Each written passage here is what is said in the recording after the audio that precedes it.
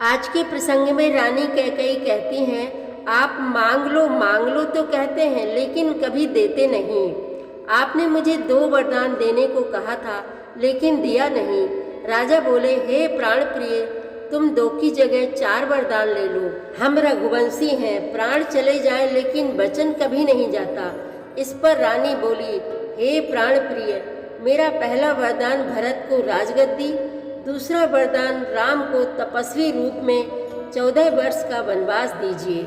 यह सुनकर राजा सूख गए और नेत्र बंद करके बैठ गए। इस पर रानी उन्हें बहुत कटु वचन बोलने लगी। बड़ा कठिन समय अयोध्या में आया है, आप भी सुने और उस दुख का स्वयं अनुभव करें।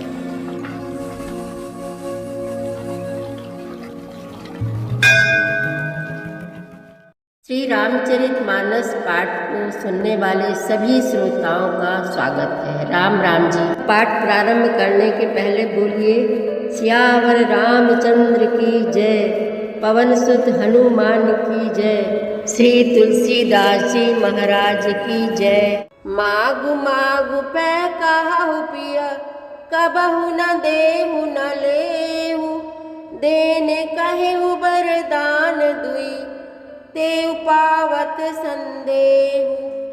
हे प्रियतम, आप मांग मांग तो कहा करते हैं, पर देते लेते कभी कुछ भी नहीं। आपने 2 वरदान देने को कहा था, उनके भी मिलने में संदेह है। जानेउ मरम राउ हंसी कहाई, तुम्हि कुहाब परम प्रिय आहाई, थाती राखी न मागे हुकाऊ, बिसर गयो मोहि भोर सुभाऊ।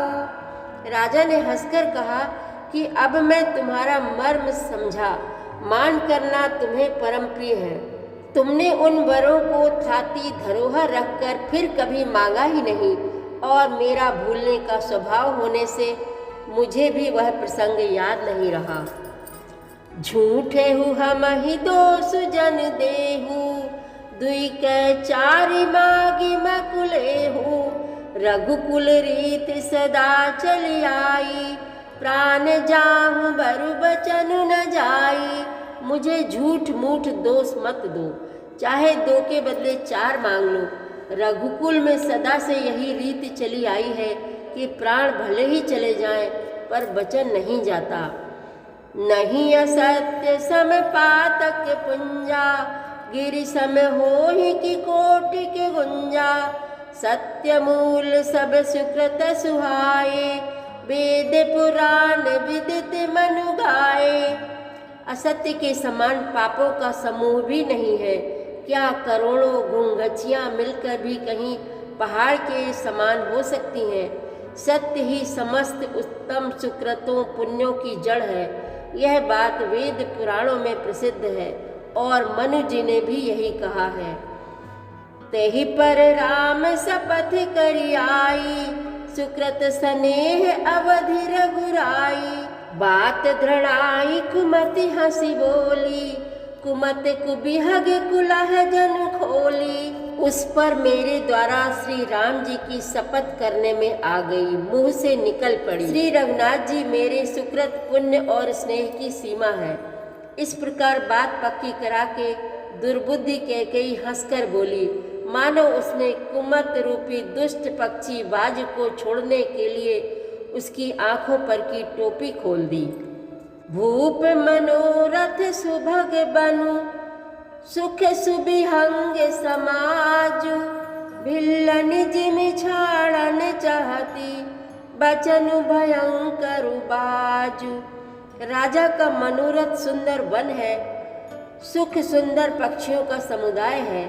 उस पर भीलनी की तरह कैकेयी अपना वचन रूपी भयंकर बाज छोड़ना चाहती है।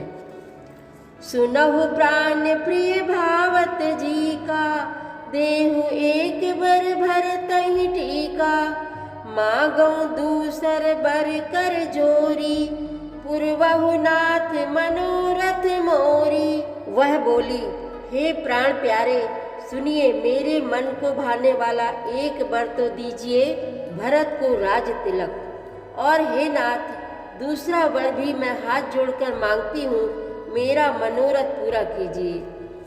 तापस बेस विशेष उदासी 14 बरस राम बनवासी। सुनि मृदु बचन भूप ही अशोकु शशि कर छुअत बिकल जिम कोकु। तपस्वियों के वेश में विशेष उदासीन भाव से राज्य और कुटुंब आदि की ओर से भली भांति उदासीन होकर विरक्त मुनियों की भांति राम 14 वर्ष तक वन में निवास करे। कैकेयी के कोमल विनय युक्त वचन सुनकर राजा के हृदय में ऐसा शोक हुआ जैसे चंद्रमा की किरणों के स्पर्श से चकवा विकल हो जाता है। गयौ सहमि नहीं कछु कही आवा जनु सचान बन झपट उलावा। विवरण भयउ निपट नर पालू दामिनी हन उमन उतरु तालू। राजा सहम गए, उनसे कुछ कहते न बना, मानो बाज वन में बटेर पर झपटा हो। राजा का रंग बिल्कुल उड़ गया, मानो ताड़ के पेड़ को बिजली ने मारा हो। जैसे ताड़ के पेड़ पर बिजली गिरने से वह झुलस कर बदरंगा हो जाता है, वही हाल राजा का हुआ। माथे हाथ मोदि दो लोचन तनु धरि सोच लाग जनु सोचन। मोर मनोरथ सुर तरु फूला हरत करिनी जिमि हत्यु समूला। माथे पर हाथ रखकर दोनों नेत्र बंद करके राजा ऐसे सोच करने लगे मानो साक्षात सोच ही शरीर धारण कर सोच कर रहा हो। वे सोचते हैं, हाय मेरा मनोरथ रूपी कल्प वृक्ष फूल चुका था, परंतु फलते समय कैकेयी ने हथिनी की तरह उसे जड़ समेत उखाड़ कर नष्ट कर डाला। अवध उजारी कीनि कैकेयी दीन सी अचल विपत्ति कहने। कैकेयी ने अयोध्या को उजाड़ कर दिया और विपत्ति की अचल सुदृढ़ नींव डाल दी। कवने अवसर का भयउ गयौ नारी विश्वास। जोग सिद्धि फल समय जिमि जति ही अविद्या नाश। किस अवसर पर क्या हो गया? स्त्री का विश्वास करके मैं वैसे ही मारा गया जैसे योगी की सिद्धि रूपी फल मिलने के समय योगी को अविद्या नष्ट कर देती है। एहि विधि राउ मन ही मन झांका देखी कुभांति कुमति मन माखा। भरत की राउर पूत न होई आने हु मूल बिसाही की मोही। इस प्रकार राजा मन ही मन झींक रहे हैं। राजा का ऐसा बुरा हाल देखकर दुर्बुद्धि कैकेयी मन में बुरी तरह से क्रोधित हुई और बोली, क्या भरत आपके पुत्र नहीं है? क्या मुझे आप दाम देकर खरीद लाए हैं? क्या मैं आपकी विवाहिता पत्नी नहीं हूँ? जो सुनि सरु अस लाग तुम्हारे काहे न बोलहु बचन संभारे। तेहु उतरु अनुकरहु कि नाही सत्य संध तुम रघुकुल माही। जो मेरा वचन सुनते ही आपको बाण सा लगा तो आप सोच समझ कर बात क्यों नहीं कहते? उत्तर दीजिए, हाँ कीजिए, नहीं तो नाही कर दीजिए। आप रघुवंश में सत्य प्रतिज्ञा वाले प्रसिद्ध हैं।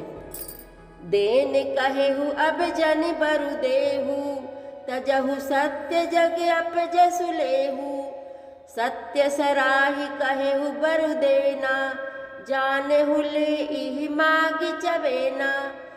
आपने ही वर देने को कहा था, अब भले ही ना दीजिए, सत्य को छोड़ दीजिए और जगत में अपयश लीजिए। सत्य की बड़ी सराहना करके वर देने को कहा था, समझा था कि वह चवेना ही मांग लेगी। शिवि दधीच बल जो कछु भाषा तनु धनु तजेउ बचन पनु राखा। अति कटु बचन कहती कैकेयी मानहु लोन जरे पर देई। राजा शिवि, दधीची और बलि ने जो कुछ कहा, शरीर और धन त्याग कर भी उन्होंने अपने वचन की प्रतिज्ञा को निभाया। कैकेयी बहुत ही कड़वे वचन कह रही है, मानो जले पर नमक छिड़क रही हूँ। धर्म धुरंधर धीर धरी नयन उघारे राय, सिर धुन लीनी उसास असी मार से मोहि कुठाय। सियावर रामचंद्र की जय, पवन सुत हनुमान की जय, श्री तुलसीदास जी महाराज की जय। प्रतिदिन श्री रामचरितमानस पाठ में शामिल होने के लिए हमारे चैनल अपनी विरासत को सब्सक्राइब कर लीजिए और घंटी का बटन भी दबा दीजिए, जिससे रोज़ सुबह 7 बजे आपके मोबाइल में 3 दोहे रामायण पाठ के आ जाएंगे। वीडियो को ज़्यादा से ज़्यादा शेयर करके इस नए काम में भागीदार बनिए। धन्यवाद।